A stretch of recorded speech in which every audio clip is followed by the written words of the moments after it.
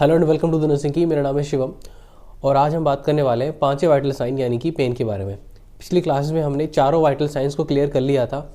हमारे पास एक additional vital sign है, इसका नाम है पेन, जो भी एग्जाम में काफ़ी बार पूछा जा सकता है और बहुत ही इंपॉर्टेंट है।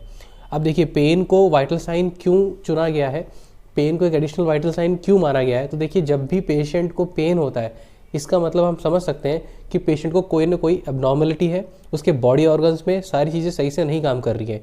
Most of the time patient hospital में कब आता है, जब उसको पेन होता है। ठीक है, तो वाइटल साइंस के असेसमेंट के साथ साथ हमें पेन को असेस करना भी बहुत ज़रूरी है, जिससे एक पेशेंट का बेसलाइन डेटा हमें पता चल जाता है।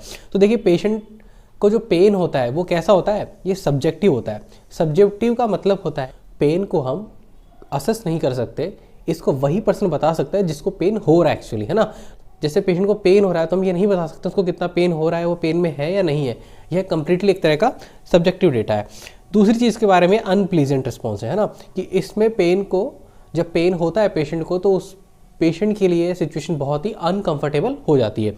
तीसरी चीज़ है सेंसरी एंड इमोशनल रेस्पॉन्स। ठीक है, तो इस टाइम पेशेंट का सेंसरी और इमोशनल रेस्पॉन्स किसी भी स्टिमुलाई, या चाहे वो फिजिकल हो या इमोशनल हो, उसका बाहर आ जाता है। ठीक है, अब बात करते हैं हम कि इन पेन को हमें असेस करना है, तो पेन को हम असेस कर कैसे सकते हैं। तो देखिए, पेन बिल्कुल ही सब्जेक्टिव डेटा है, तो उसको असेस करने के लिए हमने कुछ रेटिंग स्केल्स बनाए हैं। ठीक है, तो पहला है जिसमें Wong Bakers faces pain rating scale. अब जैसा नाम बता रहा है कि फेसेस, है ना, फेसेस का मतलब है कि यहाँ पर हम फेस को ऑब्जर्व करेंगे। ठीक है, पेशेंट के फेस को ऑब्जर्व करेंगे, तो ये बेसिकली यूज़ होता है चिल्ड्रंस में, है ना।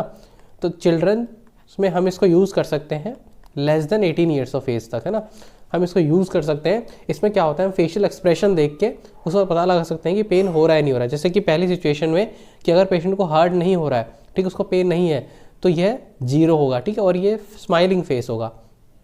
जैसे जैसे ये मार्किंग बढ़ती जाएगी, वैसे वैसे पेशेंट को जो पेन है वो बढ़ता जाएगा, हार्ट बढ़ता जाएगा उसका ना।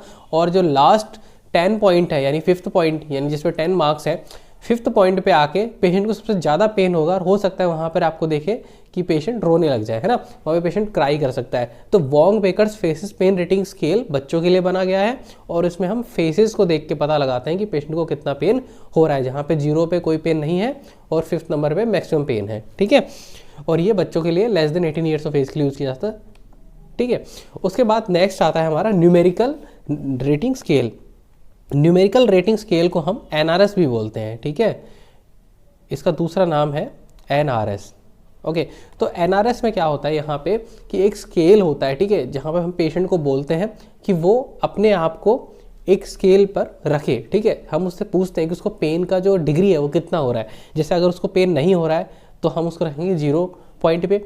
अगर उसको पेन माइल्ड पेन है तो उसको रखेंगे हम 1 to 3 कैटेगरी में।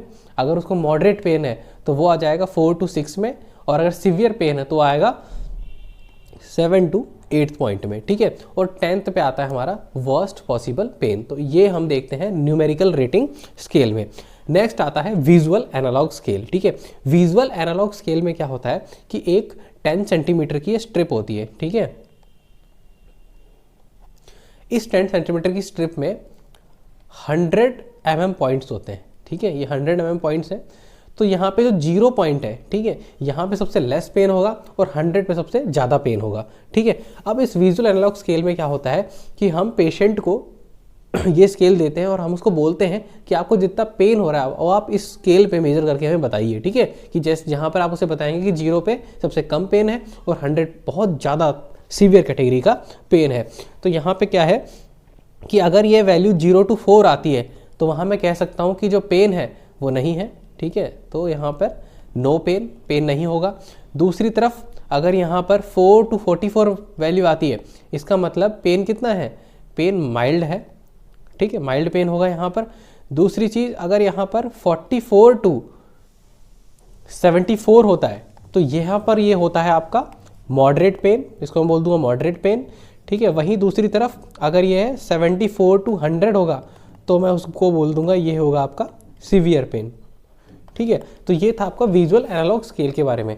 ठीक है, चलिए, तो यहाँ पर हमने पेन असेसमेंट स्केल्स को कम्प्लीटली पढ़ लिया है। ठीक है, इसके अलावा भी अगर आपको कोई डाउट्स है तो आप हमें कमेंट सेक्शन में पूछ सकते हैं। आप हमें इंस्टा, टेलीग्राम, फेसबुक और व्हाट्सएप पे जुड़ सकते हैं, जिनका लिंक डिस्क्रिप्शन में दे दिया गया है। तो आप अच्छे से पढ़ते रहिए और आगे बढ़ते रहिए। मेरा नाम है Shivam. Bye bye, take care.